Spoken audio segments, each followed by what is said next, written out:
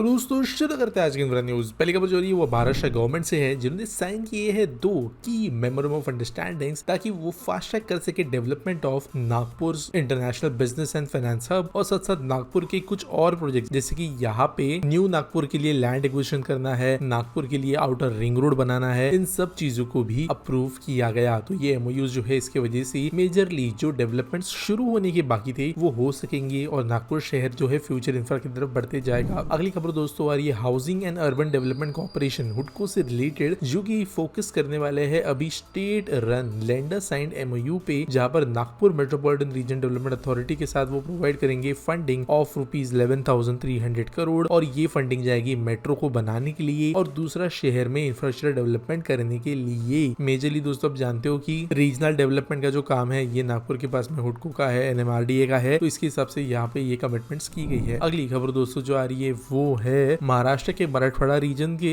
बीड़ शहर से, जहां पर बीड़ और अहिल्या नगर के बीच में रेलवे सर्विसेज शुरू हो जाएगी सितंबर 17 से और यहाँ पर सीएम डिप्टी सीएम जो है मौजूद होंगे इनॉग्रेशन के दौरान और ये मेजरली काइंड ऑफ बीड़ को अहमदनगर रूट से जोड़ेगी, जिसके वजह से ये आगे देश के रेलवे नेटवर्क से जुड़ जाएगा। तो दोस्तों एक बहुत ही शर्मनाक बात यह है, महाराष्ट्र स्टेट का ये जो इलाका है विदर्भ का, ना यहाँ पे जियोग्राफिकल चैलेंज है, ना यहाँ पे कोई अनरेस्ट का इशू है, ना यहाँ पे कोई पॉपुलेशन डेंसिटी बहुत कम है, ऐसा कोई इलाका है, लेकिन फिर भी बीड़ जिला जो है वो अनकनेक्टेड था रेलवे से बहुत लंबे समय तक। ये रेलवे लाइन रिसेंटली बनाई गई, ट्रायल रन तो काफी पहले से हो रहे थे, लेकिन अब पैसेंजर सर्विसेज पब्लिक के लिए यहाँ पे जल्द शुरू कर दी जाएगी। जहाँ पर लैंड एक्विजिशन का इशू कई जगह पे आ रहा था, लेकिन यहाँ पे अब चीजों को प्रायोरिटी पे किया गया है। Beed one of the poorest regions में से है महाराष्ट्र की और इसकी वजह से अभी ये तेजी से होपफुली ग्रो हो सकेगा। अगली खबर दोस्तों आ रही है हमारी सेमीकंडक्टर मिशन से, जब सेमीकंडक्टर मिशन 2.0 की शुरुआत जल्द होने वाली है। तो दोस्तों यहाँ पर गवर्नमेंट ऑफिशियल और जो इंडस्ट्री एग्जीक्यूटिव्स है इन्होंने ये स्कीम को ब्रॉडन करने का डिसीजन लिया है, जहाँ पर capital equipment manufacturing, specialised chemical, gas supplying, fabless design companies, basically semiconductor supply chain के अंदर जो कंपनीज होती है उनके लिए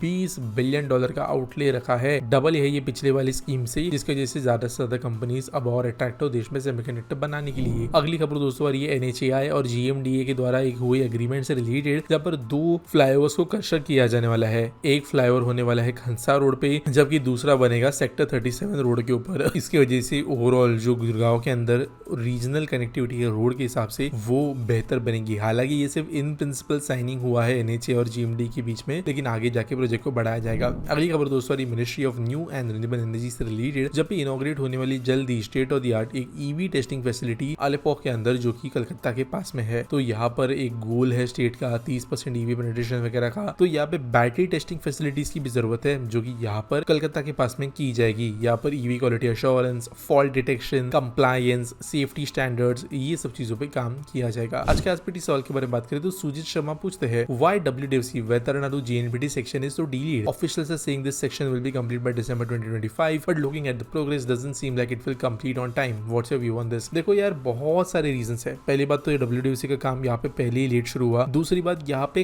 काइंड ऑफ एक ग्रीनफील्ड ब्राउनफील्ड एलिमेंट है, मतलब ट्रैक्स तो नए हैं लेकिन एग्जिस्टिंग लाइन के बगल में बन रहे हैं, जिसके अंतर्गत काफी इश्यूज आते हैं। उसके बाद में बहुत ज्यादा अलाइनमेंट, स्पेशली जब भिवंडी के पास में लाइन पहुंचती है तो शहरों में से गुजरती है और मुंबई के अंदर पॉलिटिकली चीजें एक्टिव होने की वजह से लैंड एक्विजिशन हमेशा से मुश्किल रहा है। वो चीजों को देखते हुए यहाँ पे प्रॉब्लम्स जो है रेलवे को फेस करनी पड़ी। लेकिन इसके बाद में अगर हम चीजों को इग्नोर भी कर दे तो भी डब्ल्यूडीएफसी ने या कहीं तो डीएफसीसीआईएल ने यहाँ पे बहुत गड़बड़ी की है। फॉर एग्जांपल वेतरना के पास के कई सेक्शंस को अगर आप देखो थोड़ा रिपोर्ट्स के अंदर, तो बना के गिरा दिए गए थे क्योंकि मिस्टेक्स हुई थी। लाइक मल्टी करोड़ के प्रोजेक्ट्स जो है बनाए थे, फिर स्ट्रक्चर्स को गिरा दिया गया था। लिटरली कई मीटर्स लंबे ब्रिजेस को गिराया गया था क्योंकि ठीक से नहीं बने थे। तो ये क्वालिटी कंट्रोल इशू भी जो है ये प्रोजेक्ट को डिले कराता है। इसके बाद में कई जगह पे क्लियरेंस वगैरह के इशू थे। अगर आप देखो तो जो लास्ट सेक्शन ये है, यहाँ पे काम जल्दी जो है वो एकदम कंटिन्यूस फुल वॉल्स पे कभी नजर नहीं आया। रुकता है चलता है, रुकता है चलता है, इस तरह का कहीं ना कहीं काम नजर आया। पनवेल के आसपास आते आते जो है वापस जो अलाइनमेंट है वो थोड़ी कॉम्प्लिकेटेड बन जाती है। थोड़ा फ्लाईओवर बनाना है एग्जिस्टिंग रेलवे के ऊपर से, साइडिंग लाइंस वगैरह है, ये सब चीजें भी कहीं ना कहीं प्रोजेक्ट को कॉम्प्लिकेटेड बनाती है। इसके जैसे दिसंबर 2025 तो मैं बिल्कुल नहीं मानता कि लाइन कंप्लीट होगी। बेस्ट केस सिनेरियो अगले साल का दिसंबर हम पकड़ सकते हैं, लेकिन फिर भी जो है यहाँ पे 100% अश्योरेंस उसके बारे में नहीं दी जा सकती। उम्मीद करता हूँ आपको सवाल का जवाब मिल गया होगा। आपके पास कोई सवाल है तो आप कमेंट सेक्शन में मुझे पूछ सकते हो। न्यूज सबमिट करने के लिए है आपको डिस्क्रिप्शन में लिंक मिल जाएगी। मिलेंगे अगले वीडियो में।